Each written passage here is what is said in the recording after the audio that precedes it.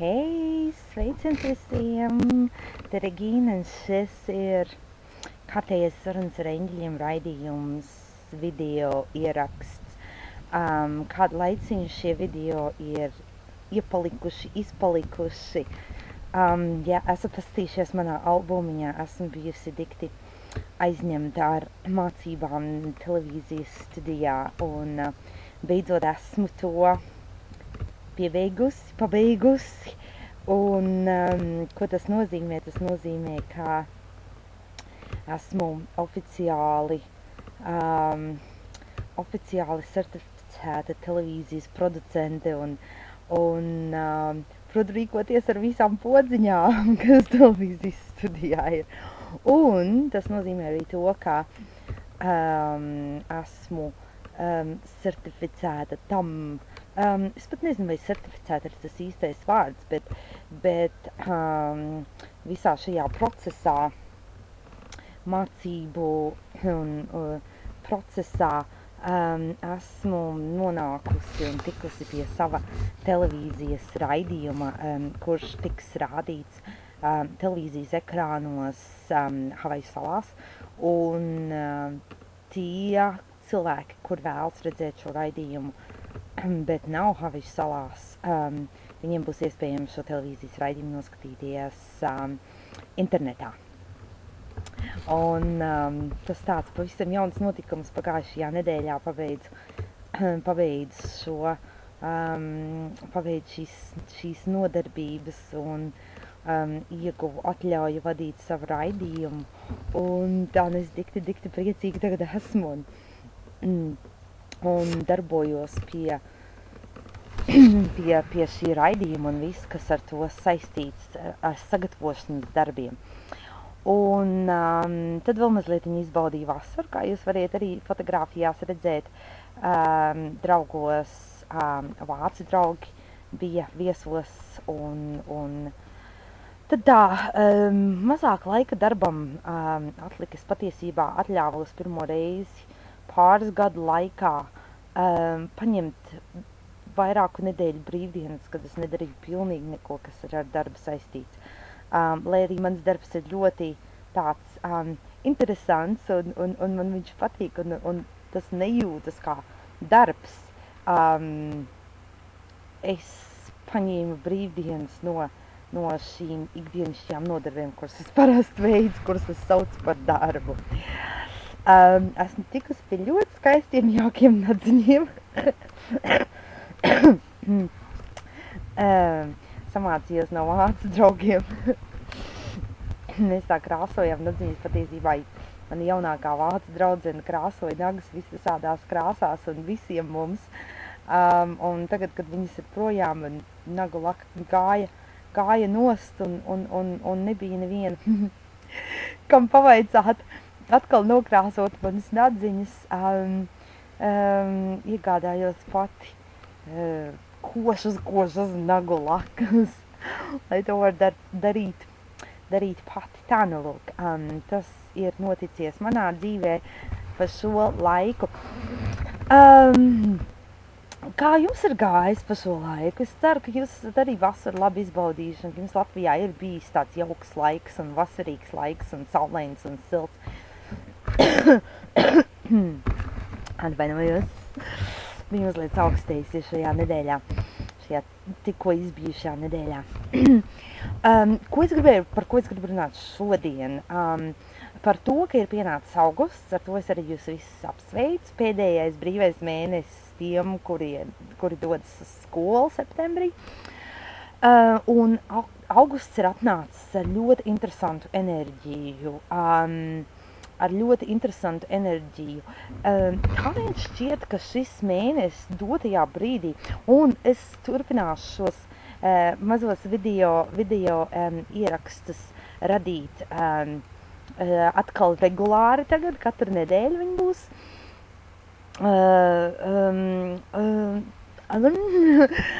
Tad es jums došu ziņu par to, kas notiek, kas ir jaunākais šajā enerģija pasaulē šomēnes. Uz doto brīdi tā vien izskatās, un ka šis mēnesis ir atnācis ar tādu kā, ar to enerģiju, tādu kā revizijas veikšanu mūsu dzīvē. Un es zinu, ka es par to esmu jau runājusi kādos iepriekšējos raidījumos, bet izskatās tā, ka šis mēnesis ir sācies ar tādu pamatīgu revizijas veikšanu mūsu dzīvē. Tik ļoti daudz cilvēkiem nāk pagātnes notikumi atgriežās atmiņā. Kaut kādā veidā šie pagātnes notikumi vai pagātnē notikušās problēmas atkal uzpeld virspusē un tām nākas pievērst uzmanību un cilvēki jūtas tādi nedroši par to, vai viņi ir pareizi izdarījuši to, kaut ko vai nepareizi, vai pateikuši kaut ko pareizi vai nepareizi, varbūt, ka viņi varēja izdarīt kaut kā labāk. Varbūt, ka viņi vispār dzīvē kā tādā ir visu, ko nepareizi darījuši un ko viņi varētu darīt, lai šī dzīve uzlabotos vai lai labotu to, ko ir nepareizi veikuši. Un tāda nedrošības sajūta cilvēkos ir par to, ko darīt, kāda izvēle veikt un baiļu sajūta, ka tik nenotiek kaut kas tā kā notika pagātnē. Ir īpaši, ja runa par tādiem līdzīgiem notikumiem, kas ir tagadnē vai nākotnē, vai kāds lēmums jāpieņem, kas ir līdzīgi bijis jau pagātnē, un pagātnē šī lēmuma pieņemšana nav diezko labi beigusies. Un ļoti daudz cilvēku šādi nedroši jūtas, tādi pat apjukuši un tā īsti nevar saprast, ko darīt, ko uzsākt, kā pareizi rīkoties, ko teikt. Un ja jums jau ikdienā tāda, jau senāk tāda sajūta ir bijis, šajā mēnesī šķiet, ka, jo to es arī esmu piedzīvojis, dažkārt cilvēki saka, man jau tāda sajūta ir bijis, bet šomēnes, pilnīgi šķiet, ka tas ir, šīs sajūtas ir tādā augstākā pakāpē. Un tas viss ir viss notiek tā labi, lai mēs varētu vēlreiz paskatīties uz tiem notikumiem un to savu rīcību un izvērtēt ar tādu citu skatienu, pieaugušāku skatienu, ko mēs darījām, kā mēs darījām, kas darbojās tā labi un kas netika labi un ko mēs vēlētos paņemt un paturēt sev un no kā mēs pilnībā vēlamies atbrīvoties. Un vēl šomēnes tāda viena sajūta ir, ka viss notiek daudz ātrāk. Runāju jau par to, par Marsa enerģiju šķiet, ka Mars ir šī enerģētiskākā planēta, un Marsa esamība tuvāk Zemei paaugstina šo enerģiju. Tiek runāts par to pie mums šeit, ka viss notiek daudz ātrāk, ja mēs kaut ko vēlējāmies senāk un mums nācās ilgāk to gaidīt, tā saņemšanu gaidīt, tad šobrīd, ja mēs ko vēlamies, tas notiek daudz ātrāk.